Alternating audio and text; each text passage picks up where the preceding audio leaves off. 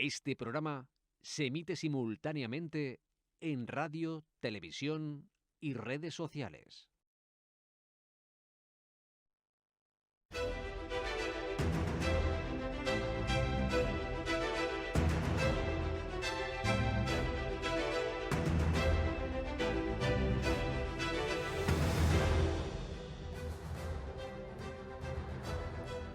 Bienvenidos, Radio Televisión Ceuta continúa con su serie de programas especiales dedicados a las formaciones que se presentan a las elecciones del próximo domingo 28 de mayo. Y tenemos con nosotros a otro de los candidatos a la presidencia de la ciudad autónoma, pero antes de saludarlo, saludamos como siempre a nuestras compañeras de la redacción. Susana Evia, bienvenida. Hola, buenas noches. Ana Villazán, bienvenida. Buenas noches, un placer. Y ahora sí, vamos con el protagonista de este programa electoral. Él es Juan Sergio Redondo, candidato de Vox a la presidencia de la ciudad autónoma de Ceuta. Bienvenido, señor Redondo. Muchas gracias. Buenas noches. Es la segunda vez que usted se presenta como cabeza de lista de su formación. La primera vez que se presentó hace 4 años, pasó de 0 a 6 diputados. Le ha tocado estrenarse en una legislatura muy difícil, marcada por hechos, digamos, externos a nosotros, como una pandemia, una avalancha migratoria que nos mandó a Marruecos. ¿Qué balance hace usted de esta primera legislatura de Vox en la Asamblea? Bueno, ha sido una legislatura complicada, difícil, no exenta de problemas externos e internos, que, bueno, pues que han hecho estos 4 años como un verdadero reto para personas que llegaban nuevas a la política. Nuestra participación, en mi caso, fue en 2019, la primera vez que optaba a unas elecciones de estas características, ¿no? Elecciones autonómicas en la ciudad de Ceuta, y bueno, pues tuvimos que ir aprendiendo sobre la marcha, ¿no? Toda la dinámica del proceso político de la ciudad, del proceso institucional, y bueno, pues en esa fase de crecimiento como en política, ¿no? A nivel institucional, pues tuvimos también que enfrentar y afrontar todas las crisis que se fueron presentando prácticamente al poco de llegar. Estamos hablando que el inicio de la pandemia, las elecciones fueron en 2019 y el inicio de la pandemia pues, empezó a principios del 2020, o sea, tuvimos poco tiempo para ir adaptándonos al proceso institucional, y de pronto enfrentamos una de las peores crisis, ¿no? Sanitarias en las que se ha enfrentado la ciudad, el país y bueno, el mundo, ¿no? En general. Y bueno, pues a partir de ahí, pues, como digo, dentro de esa dificultad de todo el proceso político, una legislatura muy complicada, porque hacer oposición a un gobierno que lleva 20 años en el poder, un gobierno que representa a Juan Vivas, pues generaba situaciones muy difíciles, muy complejas, y había puesto a nuestra formación política en esa posición de única oposición a esa forma de hacer política que tenía Juan Vivas y que tiene Juan Vivas, y también se señalaba, ¿no? Y se nos señalaba como ese blanco directo, ¿no? Al que había que derribar y al que había que atacar y al que había que demonizar, pues por el gobierno y por las otras formaciones políticas que, bueno, pues que han servido en muchas ocasiones de muleta a la forma de hacer política de Juan Vivas. Tendremos tiempo de hablar de todo esto a lo largo de esta hora de entrevista. Me gustaría preguntarle también, una de las frases que usted siempre acuña es el tema de chiringuitos y redes clientelares. Lo hemos escuchado en infinidad de ocasiones. El otro día, sin ir más lejos, en plena campaña electoral, usted decía que una de sus aspiraciones es mejorar la gestión de la administración para acabar precisamente con chiringuitos y redes clientelares. Se lo hemos escuchado, repito, muchas veces, pero ¿cuáles son estos chiringuitos y las redes clientelares?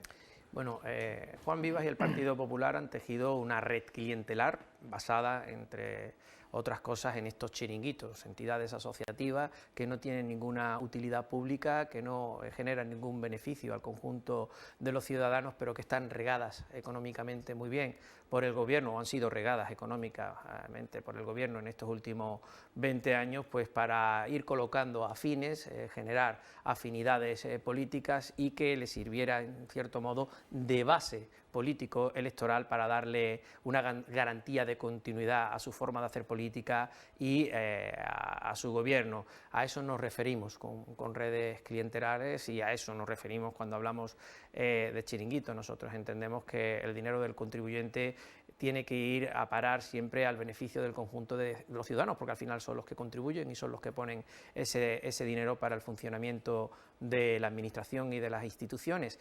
Y bueno, pues Juan Vivas ha utilizado el dinero de todos los ceutíes precisamente para todo lo contrario, para beneficiar a un grupo o a grupos de intereses, para beneficiar a entidades asociativas que de alguna forma sostenían esa red clientelar y bueno, pues al final, como digo, ese dinero no revertía en el conjunto de los ciudadanos, beneficiaba a unos pocos y pues eso es el motivo por el que nosotros señalamos esas redes clientelares y señalamos a esos chiringuitos que bueno, pues son la base constitutiva de esa red clientelar y de esos 20 años de, bueno, yo lo digo así, de desgobierno de Juan Vivas. Pero dígame uno, por ejemplo. Bueno, la Fundación Premio Convivencia es un chiringuito que se embolsa 1 millón de euros del dinero de todos los ceutíes. Nosotros entendemos que ese es pues una de las instituciones que tiene una dependencia, en este caso de la Consejería de Educación y Cultura, que no revierte ningún beneficio al conjunto de los ciudadanos, se utiliza para que una vez al año venga una persona aquí que muchas veces no tiene ni un vínculo directo con la ciudad y que ni siquiera conoce la ciudad, se le da un premio y después, bueno, pues realmente no revierte en beneficio del conjunto de los ciudadanos ese 1 millón de euros que se invierte en un mega chiringuito como es el de la Fundación Convivencia y que bueno, pues que sirve, como digo, para sostener y sustentar esa red clientelar y de favores que utiliza el Partido Popular o que ha venido utilizando el Partido Popular durante muchos años. También tenemos otro tipo de chiringuitos que forman parte, no a lo mejor directamente del Partido Popular, pero sí que sirven a esas intenciones de control parlamentario que ha tenido el Partido Popular y el Gobierno de Vivas durante estos 20 años, como por ejemplo era Dignum o Intercultura, que son asociaciones que se embolsan una parte importante del dinero público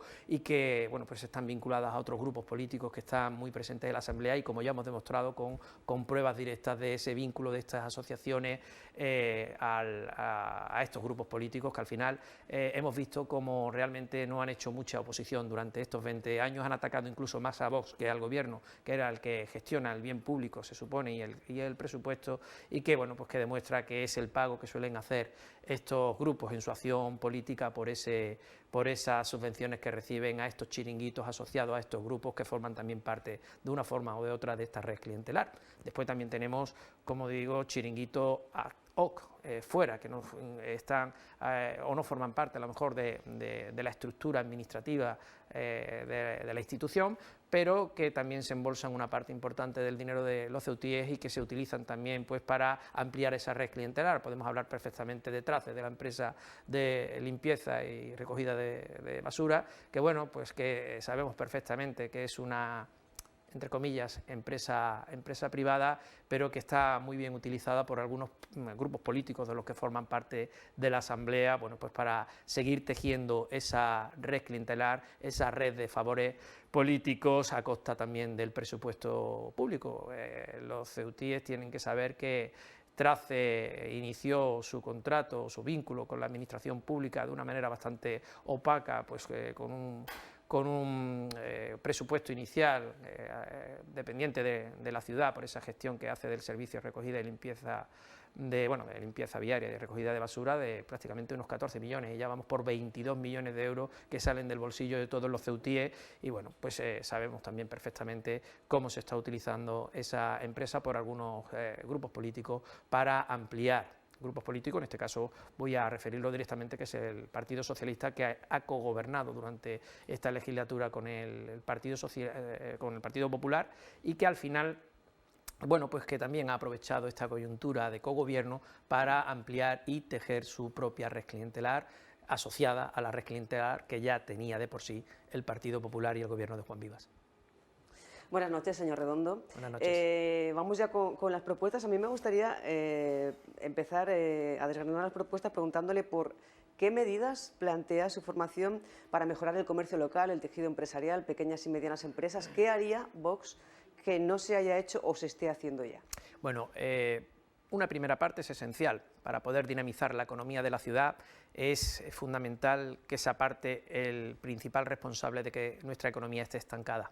Y el principal responsable de que nuestra economía esté estancada, esté atrasada, no tenga ese desarrollo que con el potencial que tiene Ceuta pues debería tener, es el Partido Popular y los 20 años de gobierno de Juan Vivas. Es necesario apartar de responsabilidades del gobierno a Juan Vivas y a su gobierno para empezar a trabajar y a dinamizar la economía de la ciudad. De poco o nada vale que yo exponga propuestas en materia económica si el gobierno al final lo tiene Juan Vivas y es el que decide la política económica de la ciudad. De nada vale que yo pueda hablar de bonificaciones fiscales, incentivos fiscales para atraer empresas, de mayor conexión de la ciudad con su entorno peninsular más inmediato, de mejora de las comunicaciones para atraer inversores y para atraer empresas. De nada sirve que yo hable de mayor inversión del Estado y de infraestructura que también fomente, incentive la llegada de inversión de la península y de empresas que quieran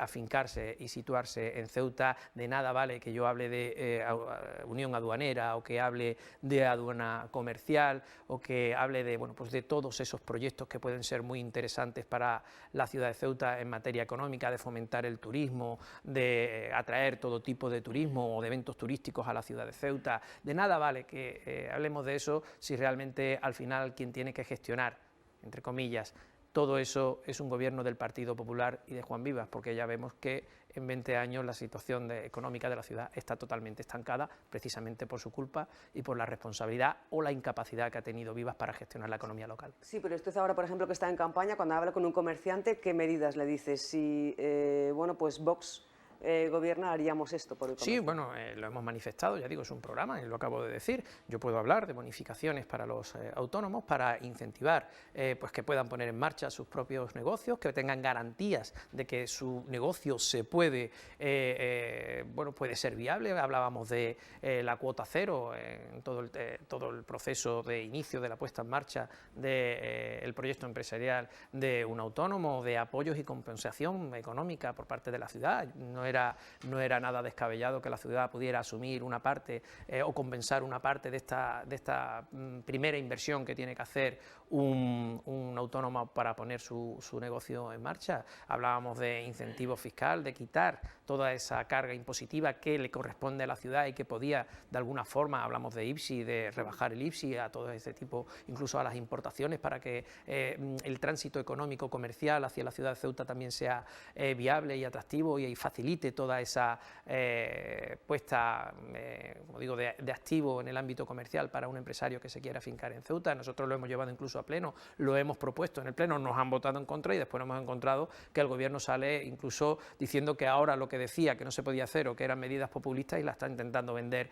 en su propia campaña electoral. Como digo, nosotros hemos defendido muchas de estas propuestas directamente a lo largo de esta legislatura y muchas de ellas, por no decir la gran mayoría, han sido rechazadas. También hemos hablado de la necesidad de una unión aduanera que permita que esos empresarios que se quieren afincar aquí tengan la posibilidad de poder dinamizar su tránsito comercial hacia la península sin barreras, sin ningún tipo de impedimento. Es fundamental para ese desarrollo comercial. También hemos hablado de la necesidad de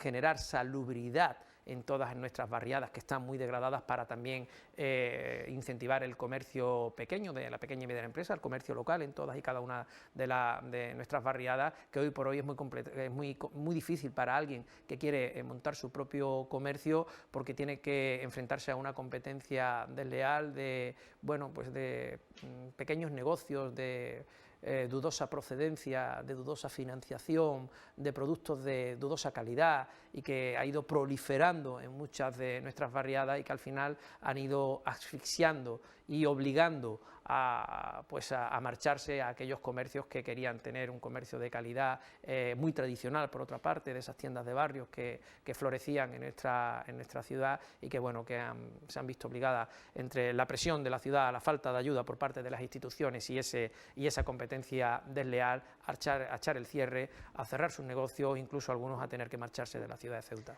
Tendremos tiempo a lo largo de esta hora de entrevista de, bueno, pues ir analizando con más detalle algunas de las medidas y propuestas propuestas que acaba de decir, pero por centrarnos en las rebajas fiscales, la supresión de la plusvalía, la bajada del IBI, la rebaja del IPSI, la supresión del impuesto sobre construcciones, instalaciones y obras, ¿tienen alguna estimación del impacto que puede tener en las arcas municipales y en la economía de Ceuta? Sí, sabemos perfectamente que es totalmente viable y que, por supuesto, muchos de estas cuestiones, de estos tipos impositivos, son perfectamente asumibles por parte del Gobierno de la ciudad. Incluso he hecho mención a la cuota cero para los autónomos, y nosotros habíamos estimado que suprimiendo esa cuota en los 2 primeros años en los que un autónomo quedaría exento de tener que hacer frente a esa por compensación de la ciudad, no ascendería a más en función de los autónomos locales que a 50.000 euros. Estamos hablando que la Fundación Premio Convivencia, ese mega chiringuito, se lleva 1 millón de euros de todos los ciudadanos. Desde 50.000 hasta 1 millón de euros suprimiendo una fundación que no vale para nada para los ceutíes, creo que tenemos ingentes recursos, no solo hablando de la Fundación Premio Convivencia, sino de otros chiringuitos que viven a costa del presupuesto local, para poder financiar y compensar todo este tipo de rebajas impositivas que nosotros preveemos para ayudar a la puesta en activo de o la reactivación de nuestro tejido empresarial y económico. Buenas noches, señor Redondo. Noches. El tejido empresarial es una parte del modelo económico que, entiendo, Vox tiene para Ceuta. Antes ha mencionado el potencial de la ciudad y ha citado en varias ocasiones ya al presidente candidato a la reelección, Juan Vivas, que habla de su apuesta, o dice que su apuesta es un modelo económico azul, verde, tecnológico, salvando los obstáculos que pueda suponer para Ceuta, pues, su condición de extrapeninsularidad, por ejemplo, su tamaño. Usted ha dicho que tiene potencial. ¿Cuáles son esas virtudes sobre las que construir? ¿Qué modelo económico es el que propone Vox? Ese potencial. Ceuta está en el Estrecho de Gibraltar. El Estrecho de Gibraltar es, por no decir, la primera ruta económico-comercial mundial. Tenemos un puerto que mira ese estrecho y que en absoluto está conectado a esa riqueza que pasa a diario por el Estrecho de Gibraltar.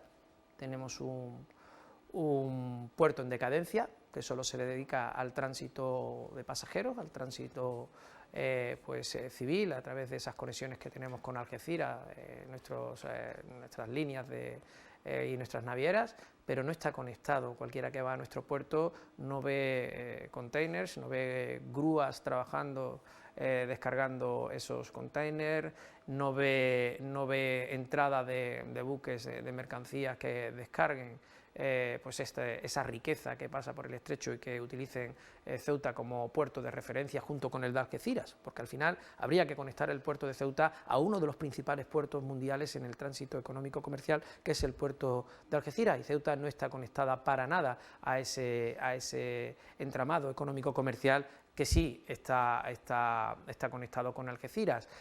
Nosotros no vemos en absoluto eso. Lo que vemos es un puerto de Ceuta totalmente deprimido, con todo tipo de inmigrantes ilegales deambulando para ver si se pueden colar en algún barco, haciéndole la vida imposible a las 3-4 empresas que intentan desarrollar algún tipo de actividad económica comercial en nuestra zona portuaria. Y bueno, y lo único que no hemos encontrado como alternativa para las ampliaciones que se han hecho en la zona portuaria es que se van a destinar 10.000 metros para meter camiones y para meter enseres propios de la empresa, curiosamente Trace. Son cosas que no nos llama, que nos llama mucho la atención, pero que no nos entra en la cabeza, ¿no? Que en nuestro puerto, que es fuente de riqueza y que está en una de las zonas económicas más importantes de la ciudad, bueno, pues no esté desarrollado y que lo único que se utilice en sus terrenos sean pues para meter camiones de la empresa Trace en un futuro, o las instalaciones de la empresa de recogida y limpieza de basura, o para construir un nuevo edificio del Banco de Alimentos. Es algo que no nos entra en la cabeza. También tenemos un gran potencial turístico, tenemos un entorno privilegiado, tenemos unos recursos naturales espléndidos. Como digo, la zona del Estrecho es una zona internacionalmente reconocida como parajes y de potencia, ¿no? En recursos naturales, y realmente tenemos unos fondos marinos maravillosos. Y bueno, pues no tenemos ni siquiera un desarrollo en materia de hostelería, de recursos hoteleros, proyectos o programas para que la gente venga a visitarnos. Viene un crucero a visitar la ciudad y vemos a muchos cruceristas dándose paseos por la ciudad, haciendo fotografías, y muy pocos pudiendo consumir o hacer compras en la ciudad de Ceuta, traer muchos cruceros, y si eso después no deja un beneficio económico más que en las tasas portuarias que ingresa el puerto de Ceuta, y que por otra parte tampoco revierten en el beneficio al conjunto de la ciudad, pues como digo, tampoco es apostar por un proyecto turístico sólido. Yo creo que Ceuta tiene ese potencial, pero durante 20 años no se ha tenido ninguna intención de ponerlo en activo, de desarrollar ese turismo pues de eventos, un turismo de recursos naturales y de conocimiento de nuestro entorno natural. Durante muchos años los que somos de Ceuta hemos visto como los que llegaban a Ceuta pasaban aquí como mucho 24 horas, cruzaban la frontera, se daban una vuelta por Marruecos y si no se volvían por Tanque, volvían por Ceuta, pero directo al puerto. Yo creo que tenemos esas posibilidades, no se han querido explotar, pero que si hay proyectos directos y que busquen ese desarrollo, sobre todo esa conexión económica con nuestro entorno peninsular más inmediato, yo creo que Ceuta tendría un gran futuro político. Desde luego, en manos del gobierno del Partido Popular, no. ¿Y cómo se busca, cómo se explota, cómo se consigue que el puerto de Ceuta pueda pegarle un bocado a esa riqueza que se ve pasar por el estrecho? Pues solo proyectando que el Estado se interese por Ceuta, que el Estado decida que Ceuta va a estar dentro de ese circuito, con gobiernos que tengan la intención de potenciar Ceuta. Desde luego, el gobierno del Partido Popular a nivel nacional, o el gobierno del Partido Socialista, Pedro Sánchez, tampoco han sido sumisos a las políticas de Marruecos. Estamos viendo cómo en el fondo asumen y aceptan cualquier tipo de imposición que se hace desde Rabat, y está claro que Rabat no tiene ninguna intención, ningún interés porque Ceuta se desarrolle económicamente. Todo lo contrario, lo que busca es asfixiar nuestra economía, colapsar nuestros servicios y al final que España se aburra y bueno, pues se marche. Eso es lo que busca Marruecos, y las políticas de Pedro Sánchez y la sumisión a esas políticas de Pedro Sánchez que ha tenido Juan Vivas, como digo, pues no se han enfrentado a esa presión que suele hacer política para el beneficio de los intereses marroquíes. Han aceptado esas imposiciones de Marruecos y no han apostado por un desarrollo económico de la ciudad. Entiendo que eso es lo que está pasando, porque después de 20 años con mayorías absolutas del Partido Popular, tanto a nivel nacional como a nivel local, no se ha dinamizado la economía. Ahora vemos la forma de hacer política que tiene el Partido Socialista. Lo estamos viendo con el asunto de la aduana comercial, que es una política de engaños y de mentiras, y bueno, aquí todo el mundo es expectante. Pues evidentemente eso quiere decir que España, el gobierno de la nación, no se implica directamente en conectar económicamente Ceuta a su entorno peninsular más inmediato, empuja a la ciudad hacia esa economía tercermundista que representa los intereses del Reino de Marruecos. Y si por contra hubiese un gobierno que tuviese la decisión directa de dinamizar, de apostar por una economía conectada a la península de la ciudad de Ceuta, por supuesto que la imagen económica de la ciudad cambiaría radicalmente y Ceuta quedaría conectada a esa fuente de riqueza que, como digo, es el sur peninsular, es el puerto de Algeciras y es el estrecho de Gibraltar. Me habla de intenciones, pero no me dice una forma concreta de conseguirlo. Es que, sí, es una forma concreta. Hay que estar en el gobierno, hay que instar. ¿Para hacer qué? Pues para conectar, desarrollar nuestro puerto, por ejemplo, es un ejemplo claro. Para desarrollar nuestro puerto necesitamos de la inversión del Estado en infraestructura, de la intención, porque fue puertos del Estado y todo el diseño económico internacional es propio de la nación, del gobierno de la nación, no del gobierno de la ciudad autónoma, pero como digo, el Estado es el que tiene que desarrollar nuestro puerto, el que tiene que invertir en infraestructura y el que tiene que tomar la decisión de conectar nuestro puerto a esa zona económica comercial. Muy fácil.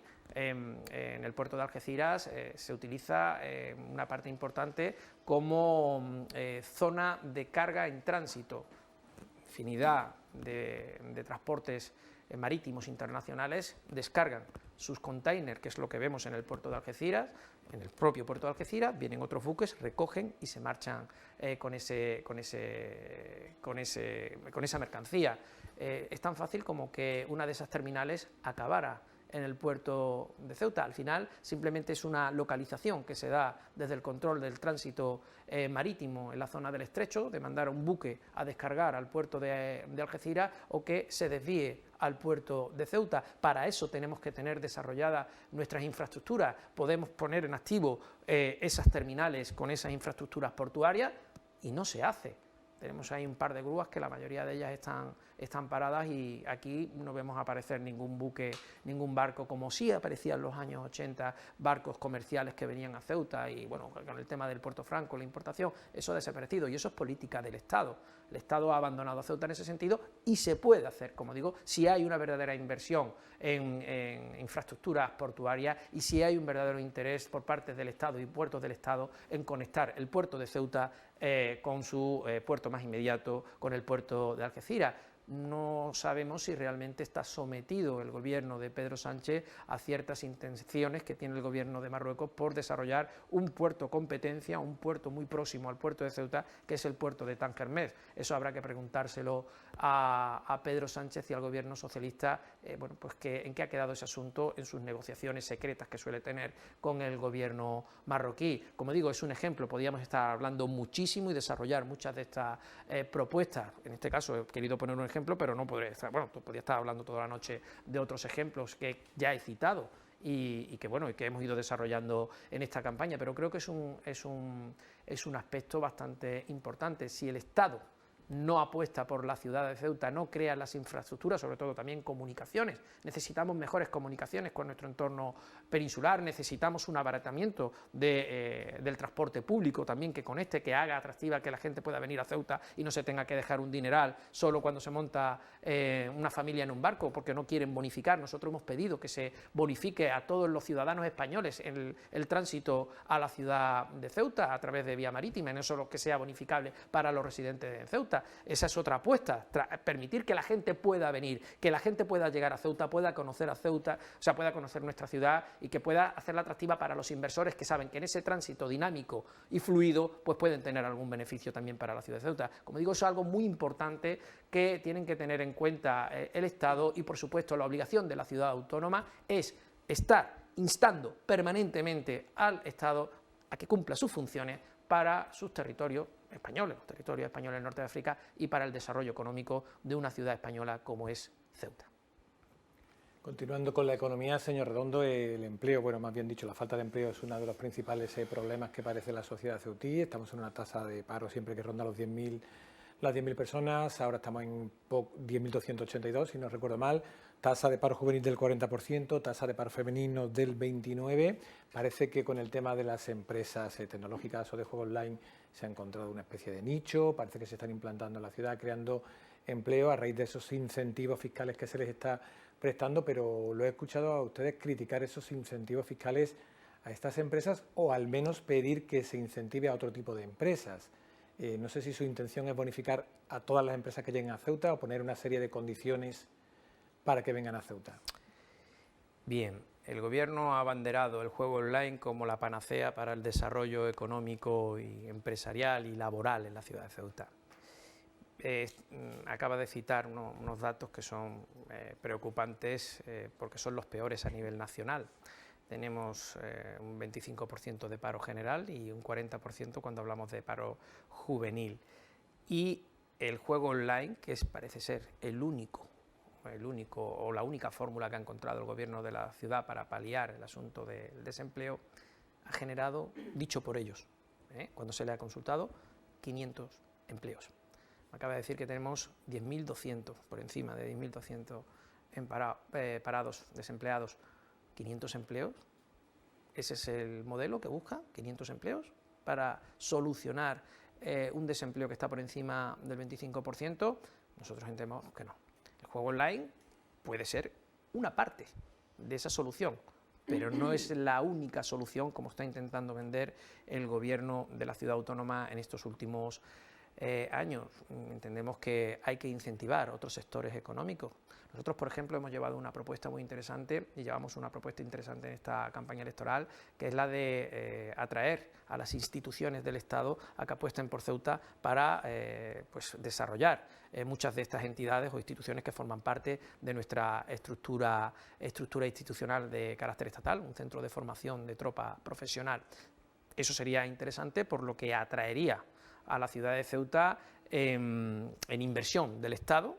Estamos hablando que recuperaríamos una parte de esa tradición que ha tenido la ciudad de Ceuta cuando llegaban los soldados de reemplazo a hacer su servicio militar, que también dinamizaba nuestra economía en esas juras de bandera en las que llegaba la gente, las familias bueno, pues para estar con sus familiares que estaban prestando el servicio militar, y un centro de formación de tropa profesional atraería a jóvenes a la ciudad de Ceuta, ampliaría y reforzaría los contactos de Ceuta con su entorno peninsular, con España, y además atraería un sector económico que tendría que dar servicio a un centro de estas características en la ciudad de Ceuta. Eso atraería a empresas de servicios, de alimentación, de hostelería, en general para dotar de medios a una entidad de estas características que, bueno, pues generaría también un trabajo y un empleo a los ceutíes que residen y que ahora mismo se encuentran en desempleo. Yo creo que son propuestas que el Estado debe asumir, que hay que exigirle al Estado esa apuesta por la ciudad de Ceuta, porque además de lo que generaría ya de por sí esa presencia para la economía local, que ahora existe, de esos soldados y de ese contacto directo de esas familias que también estarían muy presentes en Ceuta, pues de esas estructuras empresariales que también se podrían afincar y se podrían crear en la ciudad de Ceuta para dar servicio a una institución de esta característica. Yo creo que, como hemos dicho, el potencial, si nosotros atraemos y conectamos al puerto, a nuestro puerto, con ese entorno económico comercial, que es el de Algeciras y el de la zona del Estrecho, pues muchas empresas también se establecerían vinculadas a ese tránsito económico comercial, se afincarían en Ceuta y también crearían empleo de calidad y estable para la población local, para nuestros jóvenes, crearían un sistema de empleo atractivo que evitaría, en cierto modo, que nuestros jóvenes al final se tuvieran que marchar de la ciudad de Ceuta, y entiendo que sería una forma de rebajar ese brutal paro, esas cifras vergonzosas que sufrimos de paro a nivel general y de paro juvenil. Continuando con el empleo, señor Redondo, hablando de esa medida paliativa denominada plan de empleo, le he escuchado una propuesta en la que ustedes abogaban por los planes de empleo solo para los ceutíes. A usted no le gustaba ver extranjeros beneficiándose de los planes de empleo. Yo supongo que si hay extranjeros en los planes de empleo será porque es legal que estén. Entonces mi pregunta es, ¿habría que cambiar la normativa o la reglamentación o las condiciones para que el plan de empleo sea única y exclusivamente a los ceutíes? ¿Eso sería constitucional? Le pregunto. ¿Cómo se haría todo esto? Lo que no es normal es que, habiendo ese nivel de paro de ceutíes, se le esté facilitando el empleo a ciudadanos del Reino de Marruecos. Eso, desde luego, que no es normal cuando hay muchas familias que lo están pasando muy mal, familias ceutíes, familias españolas, que lo están pasando muy mal en Ceuta y que no han tenido en muchas ocasiones la fortuna de poder acceder a un plan de empleo. Entendemos que es bochornoso ver esas listas del plan de empleo en las que aparecen infinidad de tarjetas de residencia, cuando hemos solicitado que se nos den los datos para conocer el número de estas tarjetas de residentes, de ciudadanos marroquíes que residen en Ceuta. No se nos han facilitado, no han querido darla, hemos tenido que hacer consultas a nivel nacional para conocer esos datos, porque desde Ceuta no se nos han querido facilitar, y entiendo que existen las fórmulas, claro que sí, no se puede dar trabajo a gente que reside en Marruecos cuando hay muchas familias ceutíes que lo están pasando mal y que ven en esos planes de empleo una fórmula para poder salir de la situación económica precaria, situación situación laboral que tienen. Pero evidentemente los ceutíes no tienen que, o no deben, o no pueden estar permanentemente pendientes para su desarrollo económico y profesional de planes de empleos temporales, ese tipo de desarrollo económico, desarrollo laborales para la ciudad de Ceuta, que tiene que vivir a costa de una serie de subvenciones que vienen para un empleo precario y temporal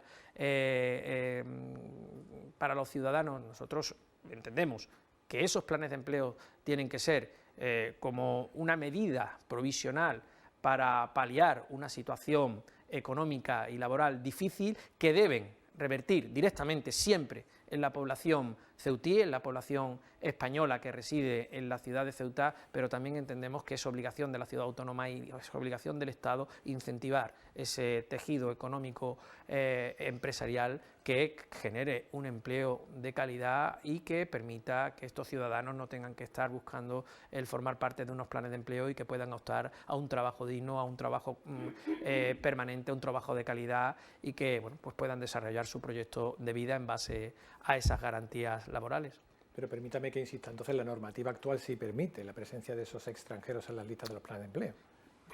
Está claro que los gobiernos actuales han permitido que la normativa permita eso, pero en el caso de que Vox tenga responsabilidades de gobierno, ya trabajaremos jurídicamente para que la normativa no permita que extranjeros residentes puedan beneficiarse de planes de empleo que en el fondo están diseñados para paliar los problemas laborales de los ciudadanos españoles.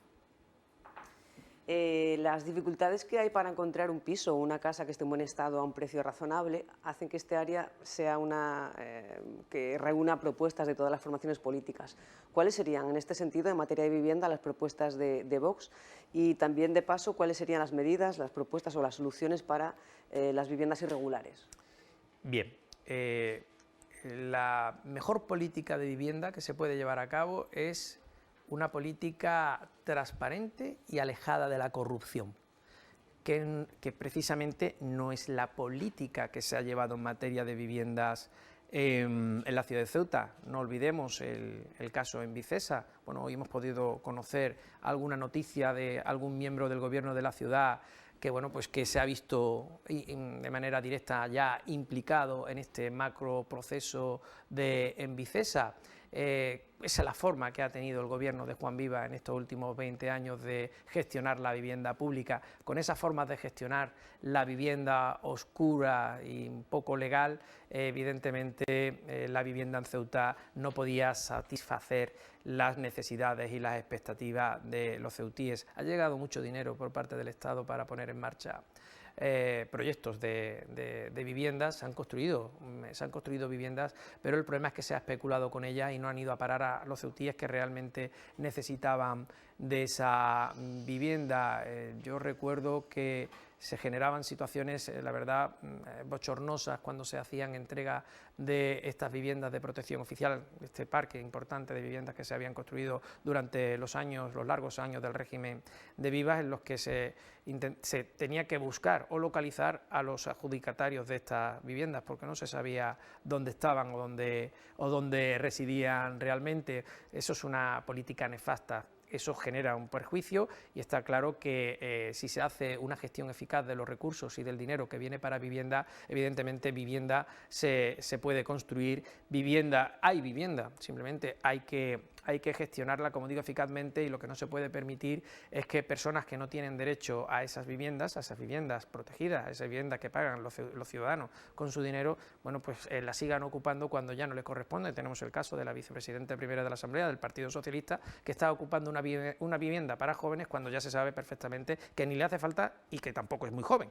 Por lo tanto, entendemos que es un ejemplo más de lo mal que se ha gestionado esa vivienda para los ceutíes. Por supuesto, hay que hacer un inventario general de la vivienda que ha construido o que se ha construido en ese sistema de protección oficial para saber qué vivienda está ocupada adecuadamente, cuáles están desocupadas, en qué situación está y, bueno, revisar directamente esa necesidad de vivienda y utilizar adecuadamente la vivienda que ya está construida para realmente ponerla al servicio de los ciudadanos.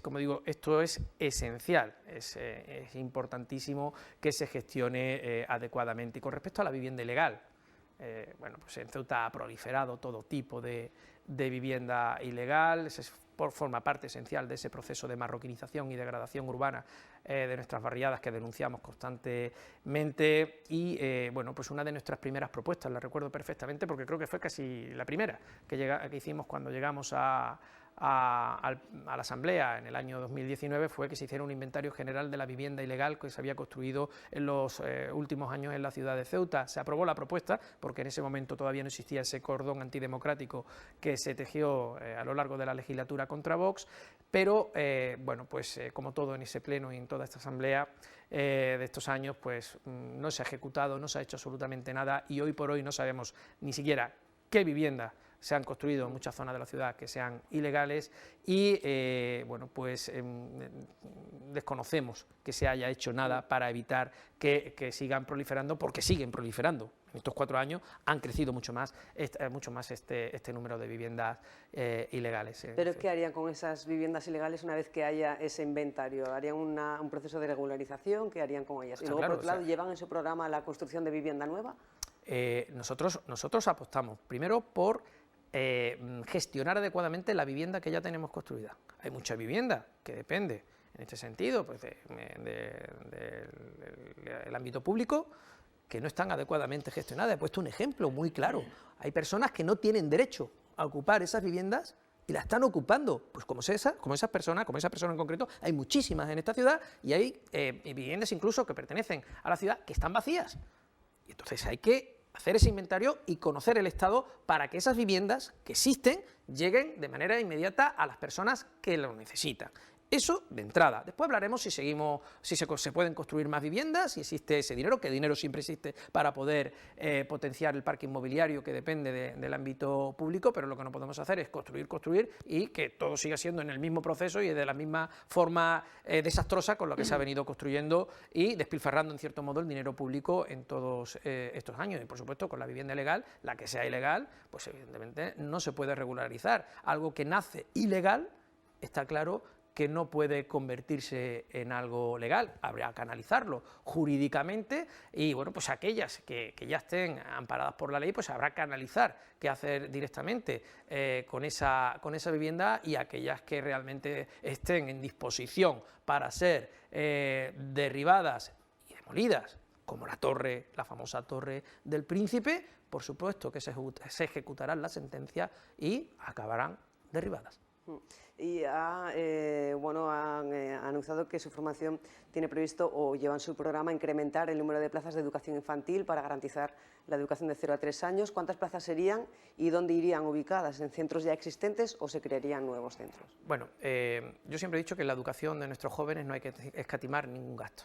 Eso hay que analizar, las necesidades, eso se puede hacer desde el gobierno, si tenemos la opción de ser gobierno, hay que hacer una valoración general de la necesidad que tenemos en ese tipo de plazas para dar un número concreto, para establecer los porcentajes necesarios en función de la ratio existente en la ciudad de Ceuta, pero como digo, hay que poner e invertir, poner en activo ese tipo de centros.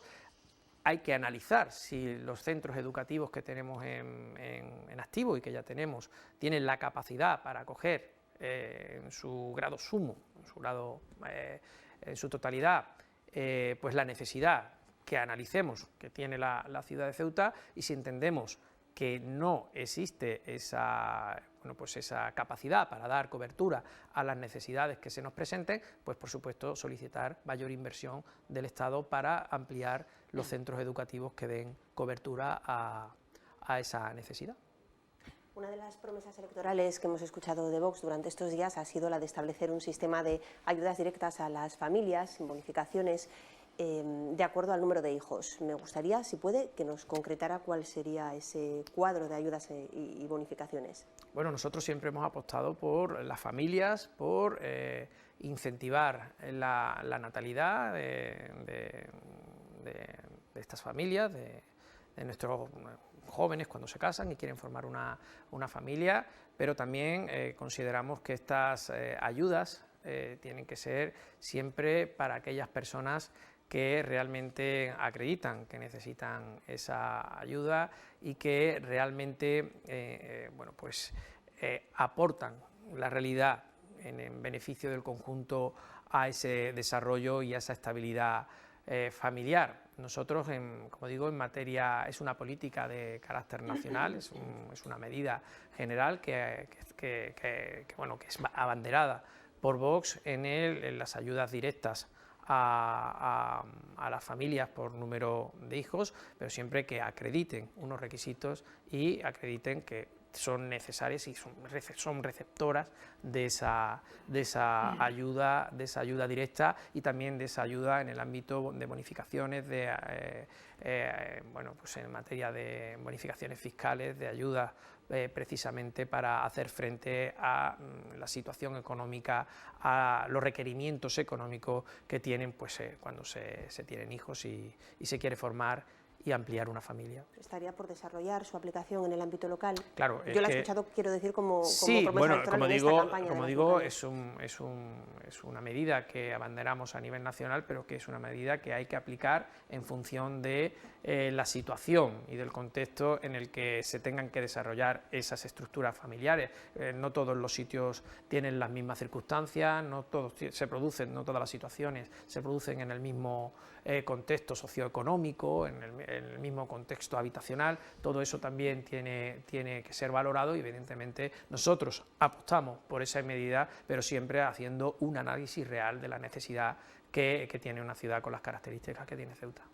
Antes ha mencionado una de sus propuestas, la creación de un centro de tropa aquí en la ciudad. También se le ha escuchado en ocasiones hablar de que en Ceuta pudiera haber un destacamento de la UME de manera permanente. Son cuestiones que trascienden las competencias que tiene un dirigente en el ámbito local autonómico, que es el que nos ocupa. ¿En qué dirección iría el trabajo que ejercería, que llevaría a cabo desde la ciudad autónoma de conseguir el éxito del 28M para lograr metas como estas? Bien, no creo que trasciendan las competencias de un presidente de una ciudad autónoma. No olvidemos que el presidente de la ciudad autónoma es el representante del Estado en Ceuta. Otra cosa es la delegación del gobierno. El delegado del gobierno es el representante del gobierno de la nación, pero el representante del Estado en la ciudad de Ceuta es el presidente de la ciudad y por lo tanto tiene una obligación permanente de instar al gobierno de la nación, a la delegación del gobierno, que cumpla con su función, que no sean meros receptores de llamadas telefónicas y que, que se pongan las pilas y se apliquen directamente en hacer presente, como digo, al Estado en la ciudad a través de todas aquellas instituciones y organismos que pueden decidir y pueden incidir en el desarrollo de la ciudad. Hay que ser, como digo, pesado muchas veces con respecto al Estado, pues para que no se olvide el gobierno, para que no se olvide de Ceuta, y hay que estar instando permanentemente a que el Estado se implique directamente, pero hay que aportar ideas.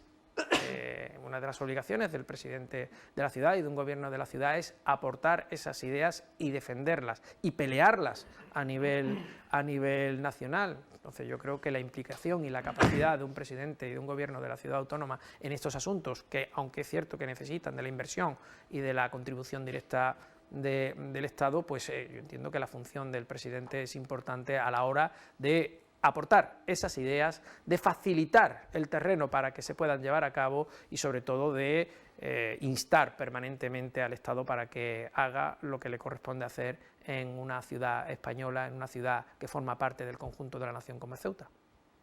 Señor Redondo, a lo largo de la legislatura su formación ha estado envuelta en una serie de polémicas, siempre ha estado en el ojo del huracán, en el centro de la diana, como usted quiera llamarlo. Le han llamado muchas cosas a su partido, han dicho que es un partido racista, fascista, que va en contra de la mitad de la población.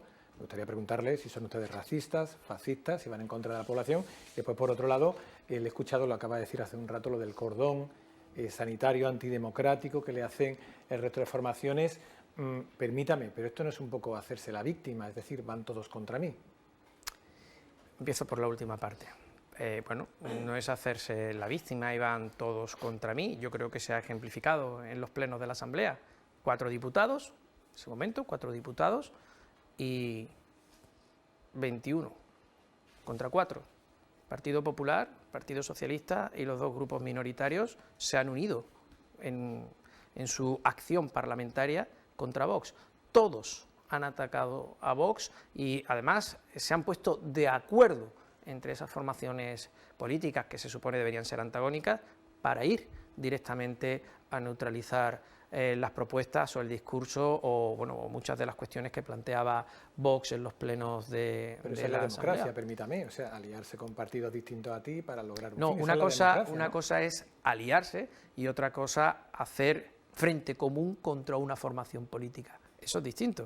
O sea, evidentemente nosotros hemos llevado propuestas y nos hemos encontrado con que todos nos atacaban desde el gobierno, incluso con propuestas que eran beneficiosas para el conjunto de la ciudad. Nosotros hemos llevado propuestas al Pleno como la municipalización del servicio de autobuses, que al final se ha municipalizado, teníamos razón, cuestiones en materia de sanitaria, temas tan importantes como era el cáncer, infraestructuras de barriadas, propuestas para barriadas, cosas que eran de sentido común y que beneficiaban al conjunto de los ciudadanos, y todos se han puesto de acuerdo para ir en contra de propuestas que beneficiaban al conjunto. Hombre, eso muy normal no es. Eso es hacer un bloque anti-Vox, intentar aislar a Vox y bueno, pues hacer lo que nosotros hemos definido como un cordón sanitario. Lo que es sanitario puede ser algo positivo, por eso lo definimos con un cordón antidemocrático. Ponerse de acuerdo para aislar a un grupo, incluso cuando sus propuestas son beneficiosas, pues entiendo que sí, que no es hacerse la víctima, porque los ciudadanos han podido ver en directo cómo se ha atacado, cómo todos han ido a una, como se dice coloquialmente, para intentar acallar y neutralizar la acción política de Vox. Y con respecto a la primera cuestión que me planteaba, bueno, nosotros creo que hemos explicado por activa y por pasiva cuáles eran nuestros posicionamientos políticos e ideológicos en la ciudad de Ceuta. Nosotros hemos definido que consideramos que era un partido de extrema necesidad, hemos señalado cuáles eran los responsables o quiénes han sido los responsables de muchos de los males y de los problemas que aquejaban a la ciudad durante estos largos años del régimen de Vivas. Nosotros, evidentemente, cuando hemos focalizado un problema y pues a los responsables de ese problema lo hemos señalado con nombres y con apellidos, no nos hemos acobardado, y si por desgracia había una parte de la población, que no es ese 50%, pero sí había una parte de la población que bueno, generaba problemas y que estaba asociada a ese proceso de marroquinización y que fomentaba ese proceso de marroquinización, pues por supuesto que lo hemos señalado sin ningún tipo de miedo, pero eso no quiere decir que nosotros estemos en contra del 50% de la población que entiendo que usted alude a una parte importante de lo que sería la comunidad musulmana de Ceuta. Todo lo contrario, nosotros hemos tenido apoyo de la comunidad musulmana, que se ha puesto incluso una parte de ella en contacto con nosotros para explicarnos cuál era la situación que vivían y las situaciones difíciles por las que padecen muchos de los barrios degradados y marroquinizados que tiene en Ceuta. No todos los musulmanes quieren vivir a la marroquí, hay muchísimos musulmanes que quieren vivir a la española, que quieren vivir con seguridad y que quieren un futuro para sus hijos. El problema, bueno, pues la política de descrédito, las falacias que ha vertido el gobierno de la ciudad y otros grupos políticos, pero no especialmente Juan Vivas y el Partido Popular, que ha intentado echarnos a una parte importante de la población utilizando su poder, su capacidad mediática, ese dinero que riega a sus medios de comunicaciones afines, bueno, pues para intentar de alguna forma amedrentarnos, hacernos feos al conjunto de los ciudadanos y sobre todo demonizarnos ante una parte importante de los ciudadanos, en este caso de la comunidad musulmana de Ceuta. No ha sido por lo que nosotros hemos hecho, hay una parte muy importante de los ciudadanos y que están adscritos a esta comunidad musulmana que entiende nuestro mensaje, que entiende lo que decimos y que realmente no comparte pues ese discurso de Juan Vivas, ese discurso que solo busca el descrédito y, como diría, arrimar el ascua a su sardina para sacar un beneficio político, precisamente utilizando para ello a la comunidad musulmana, que también siente y padece como otros tantos ceutíes.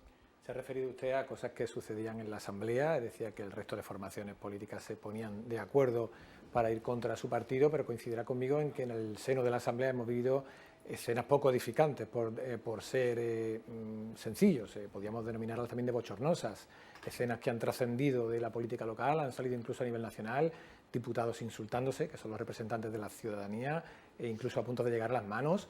El resto de partidos le echan la culpa a su partido de ser el instigador de estas escenas, repito, bochornosas, señor Redondo.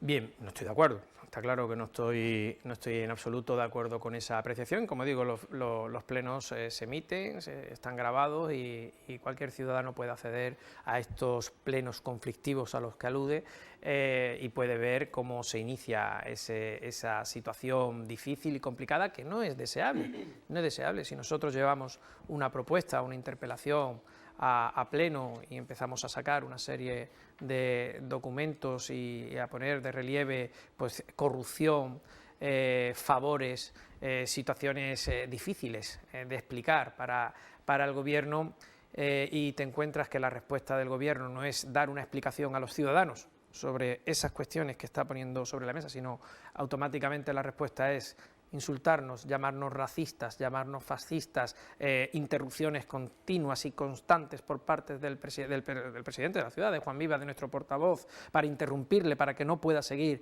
llevando a cabo su exposición de algo que evidentemente al gobierno no le interesa que los ceutíes oigan, pues al final se genera un conflicto, porque si no me dejas hablar, yo me defiendo y me opongo a esas continuas interrupciones. ¿Qué tengo como respuesta? Pues la actuación organizada y al unísono de todos los grupos que atacan directamente a Vox en apoyo de ese intento de silenciarnos que por lo general ha tenido el gobierno de la ciudad y ha tenido Juan Vivas cuando no ha querido escuchar lo que teníamos que decir. Por ejemplo, vimos como en el debate en el que llevábamos la propuesta de la municipalización del servicio de autobuses fue uno de estos plenos conflictivos en el que se produjo alguna situación desagradable, de estas que ha calificado como bochornosa. Nosotros llevábamos un tema espinoso que el gobierno quería pasar de puntillas y que no le interesaba que se llevase a cabo en la Asamblea. Su respuesta ¿cuál fue? Generar crispación, intentar interrumpirnos, mofarse de la propia propuesta y mofándose de la propia propuesta de los trabajadores que estaban sufriendo y estaban padeciendo el desastre en el que estaba el servicio de autobuses. Está claro. Nosotros llevábamos una propuesta molesta y que le generaba incomodidad al gobierno y su respuesta era generar discordia y crispación para que eso quedase precisamente en lo superficial, en lo que después aparecía en la tele, que era con un consejero insultando, con nuestro portavoz defendiéndose, con nuestro portavoz también defendiéndose a esos ataques, también con su respuesta al ataque recibido y bueno, y ya después ponemos en activo y en funcionamiento la maquinaria político-mediática al servicio de la publicidad institucional que controla hábilmente, estamos hablando de casi 4 millones de euros en publicidad institucional con la que riega el gobierno de Vivas a los medios de comunicación en Ceuta, pues como digo, al servicio del discurso del gobierno en el que, por supuesto, había que buscar un responsable y echarle la culpa a la parte más débil, a esos 4 diputados, que lo único que estaban intentando era defender sus posiciones y defender en muchos aspectos los intereses de muchos ciudadanos. Sí, bueno, el PP comenzó la legislatura apoyándose en el PSOE para luego romper ese acuerdo y apoyarse en ustedes para apoyarnos presupuestos. ¿Le gustaría reeditar ese acuerdo para evitar que bueno, pues, volvieran a formar gobierno, por ejemplo, PP y PSOE? ¿Con quién estaría bueno, pues, de acuerdo en acordar o llegar a un acuerdo en pactar Vox de cara a las próximas elecciones, teniendo en cuenta que parece ser poco probable que vaya a haber una mayoría absoluta? Con aquellos que fomentan la marroquinización, desde luego que no. O sea, ya quedan excluidos los dos grupos que han tenido, los grupos minoritarios que han estado presentes en la Asamblea. Son partícipes activos, directos y militantes en el proceso de fomentar la marroquinización. Por supuesto, no entran dentro de nuestras cábalas de acuerdo. Por supuesto, tampoco vamos a tener ningún tipo de acuerdo ni a pactar con aquellos que son socios de separatistas y terroristas. Me refiero al Partido Socialista, que se sostiene al nivel nacional pues en toda esa banda de terroristas y separatistas que asola nuestro país. Son líneas rojas. Con el Partido Popular, una línea roja insalvable, la figura de Juan Vivas. Juan Vivas es parte del problema y además es parte militante del problema y no tiene ninguna intención de cambiar esa forma de hacer política que ha lastrado el desarrollo y el futuro de la ciudad en estos últimos 20 años. Nosotros le tendimos la mano con esa intención. Recuerdo perfectamente las palabras que le dije al presidente cuando vinieron a pedirnos ayuda para intentar sacar un presupuesto que estaba muy complicado, que se lo apoyase el Partido Socialista. Yo le dije que si tenía intención de cambiar el mal que él había ocasionado en los 20 años, nosotros le íbamos a tender, en estos 20 años, nosotros le íbamos a tender la mano, pero que tenía que ser él el que deshiciese el mal que él había ocasionado. En ese momento todo fueron palabras, él aceptaba que él era parte responsable, en esa manida frase que utiliza, si yo soy parte del problema, me echo a un lado, una mentira como la copa de un pino, perdonad la expresión coloquial, pero es la realidad. Y bueno, nosotros le decíamos que estábamos dispuestos a asumir el peaje de tener que llevar a cabo o apoyar esas medidas si lo que se pretendía era revertir ese mal que había ocasionado. Estaba claro que no tenía ningún tipo de intención por revertir ese mal. Él lo que quería era una muleta con la que seguir sosteniéndose en el poder en esta legislatura. Señor Redondo, perdóneme, pero estamos ya a punto de concluir. Como saben, los tiempos que nos marca la Junta Electoral. Nos quedan apenas 20 segundos para despedirle, agradecerle, como a todos los candidatos, que haya estado aquí en la televisión pública, desearle mucha suerte con la campaña y lo dicho, gracias por haber estado aquí con nosotros. Muy bien, muchas gracias por la invitación y por el tiempo de exposición que me han dado. Muchas gracias. También gracias a nuestras compañeras, como siempre, Susana Evia y Ana Villazán. Muchas gracias, buenas noches. Y a todos ustedes también, lo dicho, volvemos, bueno, mañana teníamos previsto un debate, seguimos teniéndolo previsto, aunque como han podido ver en nuestros servicios informativos, el PSOE ha afirmado que no va a acudir, salvo que el señor Vivas cese a la señora Chandira Mani. Por lo tanto, el debate está en el aire. Nosotros ya nos vamos. Gracias por estar ahí. Adiós.